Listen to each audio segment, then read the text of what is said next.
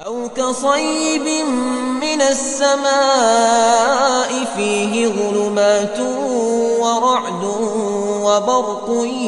يجعلون أصابعهم في آذانهم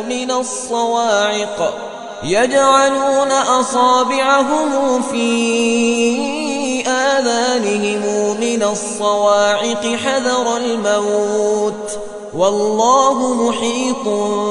بالكافرين يكاد البرق يخطف أبصارهم كلما أضاء لهم مشوا فيه وإذا